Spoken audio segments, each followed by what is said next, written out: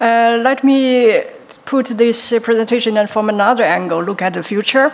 I first acknowledge my colleagues, UCL, EIP, and also the 5 more cities who provide input, and also on behalf of the whole consortium, I delivered this report about our achievement during the project.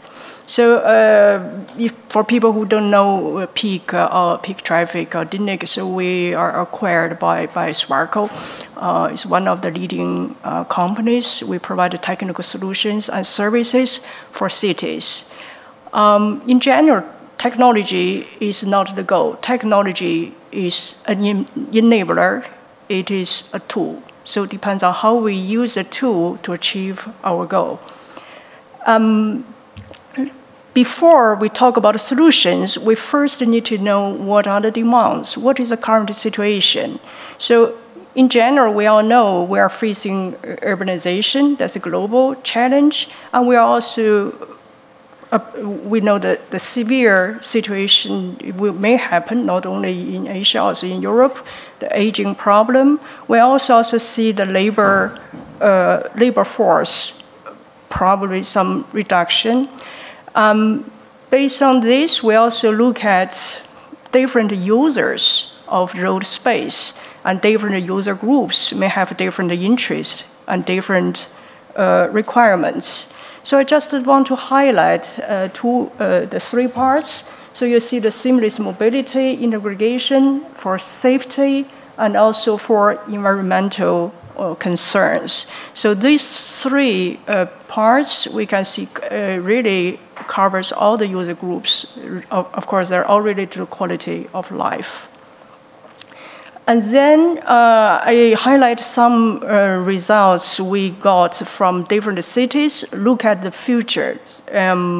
So in Lisbon, they have analyzed the model splits and also analyzed the potential decreasing of population, and even with immigration, this still is a trend.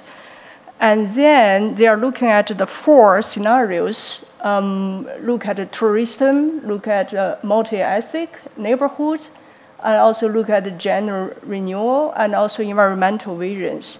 So they look at all these different scenarios. For each scenario, they have also analyzed demographic, economic, mobility, also parking pressures. For City of London, similar like many other cities, probably, we all, in the past, people always say, we make a scenario, and then we find a solution. This is our vision, this is our target, and then we reach it. Within the MORE project, we realized that the scenario is not a fixed thing from A to B. It always depends how you implement. You have a vision, you have objective, but maybe you use different tools, different methods, different approach due to the different circumstances and many parameters change. You may end up with completely different situation. So for London, this is a very innovative way to do this. They look at what is the future. Should it be an innovating city? Is it rebalancing, or is it accelerating? So based on different let's say future scenarios, you can think about different approaches, and more practically to solve current problem, also prepare for the future. Look at Malmö. It's a city, is growing, and also due to some considerations of Copenhagen situation, probably more business may also come to Malmö. Also, there's a big university there. So the city has a big ambition to look at, to plan the future. So within the MORE project, they have already think about the different options. And I don't know why the animation didn't work. I think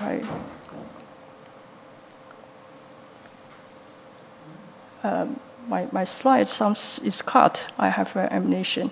Sorry, I skipped that part. So I just want to say we have some research results by using gating, traffic control, traffic management to to enable the city to get a more, let's say, larger capacity without infrastructure investment.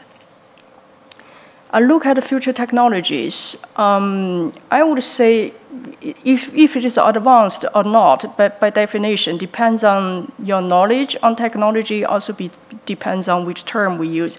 We see a lot of buzz terms are using, just to be careful, they are not really reflect the reality. I would just have to highlight three things I think really changed our life. One is Industrial Revolution, and the other one, you know, when we say we go to the moon or go to the Mars, is not really from A to B. It's really generated incredible technological development. You know, within that time, we have robots, robotics development, we have computer science development. So there's a huge development during that period, bring our life where more comfortable to live. And the last thing is the internet. I would say it doesn't matter what we are doing, actually, internet changed our life. And very funny, if you see in the past, all the innovations were funded by public, not by private sectors. Some people say everything in the past is better. When we look at one time was so primitive, people knew how to enjoy life and how to take care of the environment.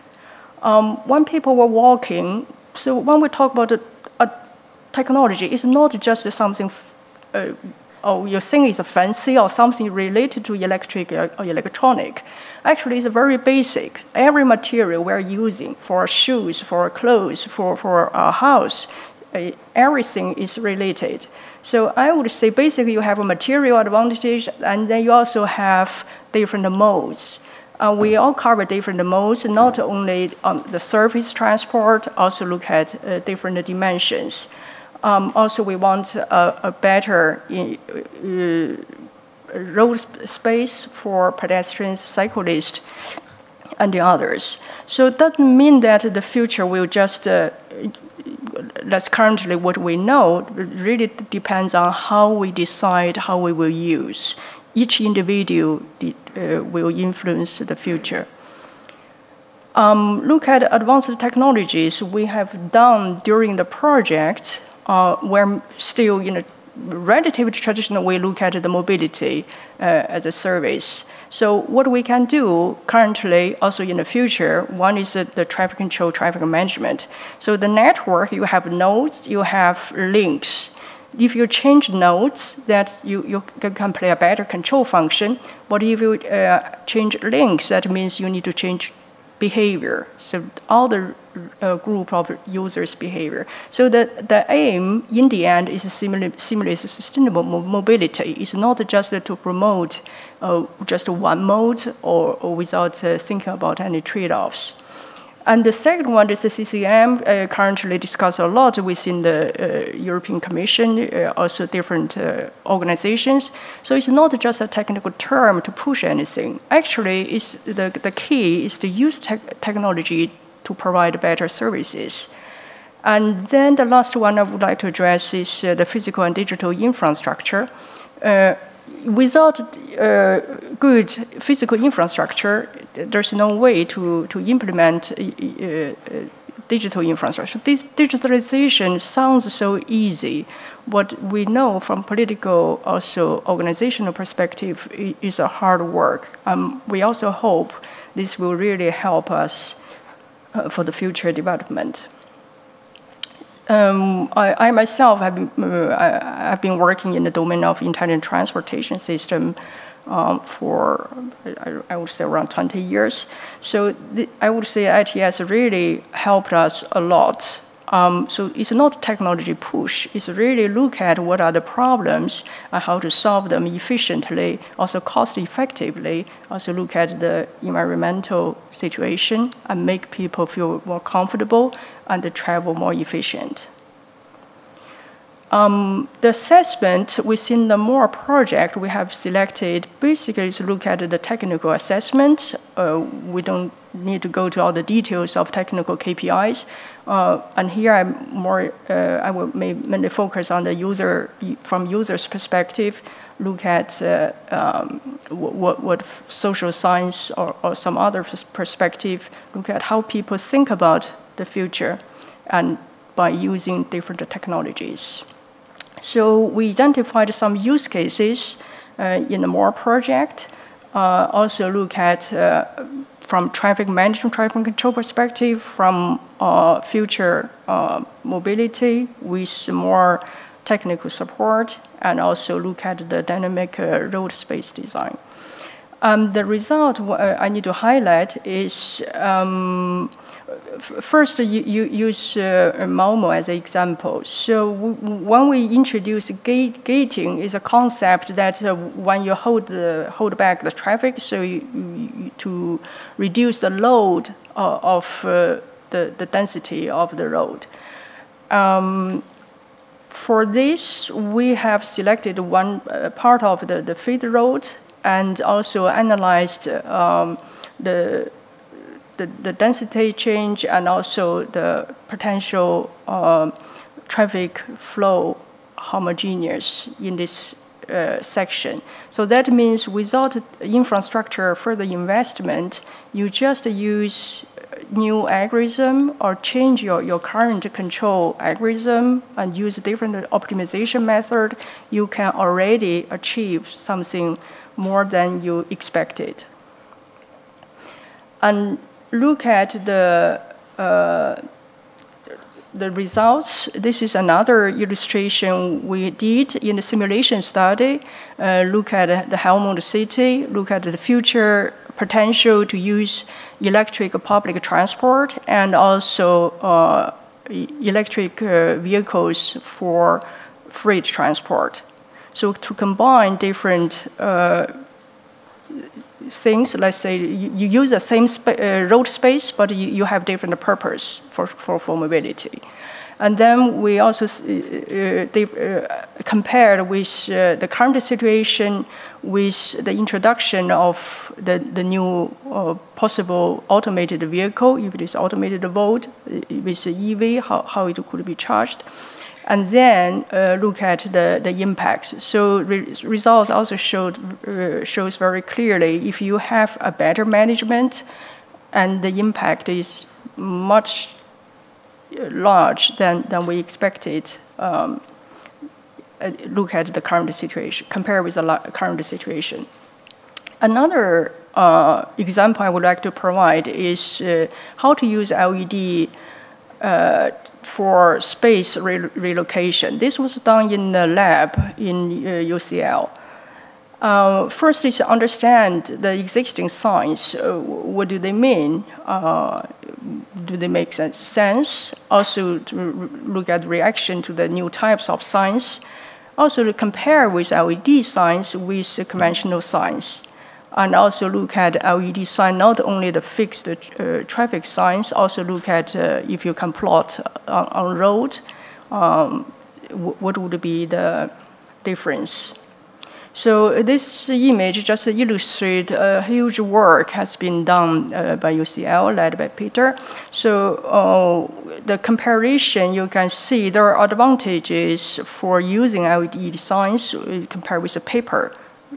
There, I would say fundamentally from a technical perspective is the digitalization, the first step. So if you would have this message, digitalized message, so it's not only for the location you are using, also for people who have internet connection. I don't like the term app or whatever. App is just a program. You can do it whatever. You can use in a phone. You can also use the same. You get information, just online information. So the difference between road infrastructure we do is that if we change things that will work on the location, everyone is coming or using that space. But for digitalized information is that you get the information before you enter the space, and only for people who are equipped, who have this access, and they may get benefit for this information. So that's a difference. Also, when we change a sign or change something, that's also related to regulation, related to policy. So it's not just a straightforward, we can just say no traffic light anymore or no traffic signs anymore. And then some interview results we also did. One is look at the cities. In general, the people always say advanced technologies is considered, is useful, and also city nodes need to be protected from cars. Also, limited practice for flexible use of space, and also people also addressed a certain level of automation could be beneficial, but should also be carefully first examined and very carefully studied. We also know there are quite some concerns about the data sharing between organizations, also security issue and safety issues. Another thing, we interviewed some experts about their view on future technologies.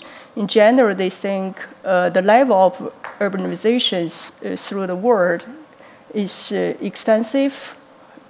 So simple conventional way may no longer be able to handle. And also look at the technology. This helps to create an overview of the activities of every object in the mobility domain. Mobility policies can be changed. In general, they also think technology has helped us to make more efficient use of available infrastructure. And also ITS and internet-based services create a new business that may influence human beings' behavior. They also addressed the automated vehicle. The goal is always for safety, for environmental friendliness, and for energy efficiency and traffic efficiency, but may also create a demand change. So if you have higher supply, you may also increase the demand.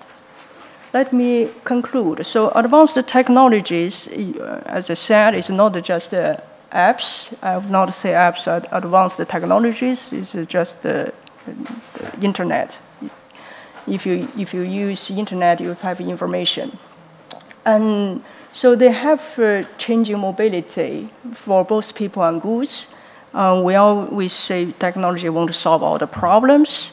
And what is right for the future of the cities matters. I think this is a very, very strong statement. Also, we also look at the best practices towards sustainable mobility. We are also aware of the challenges. So technical maturity, there are a lot of blah blah over the future technology, self-driving, you can sleep in your car, probably not our lifetime. So technical maturity is really, we need proven. I also look at the infrastructure readiness for the future. Legislation, regulation, organizational issues that have been addressed by my colleague Charlotte just. So this is not just, what you implement is really not just the technology itself, many, many other aspects, and also public awareness, confidence, etc. So all the results you can find in our deliverable is public. So here, before I end my presentation, I would like to invite you to join our final webinar, to discuss advanced technologies, and also plan to show you a video, the vision for how technology will help cities for the road space, for using road space efficiently, also more friendly for everybody. Also related to the concept of ISA, intelligent speed adaptation, we have talked many years. So please contact Francisco for registration. I think information is already online with this and my presentation. Thank you.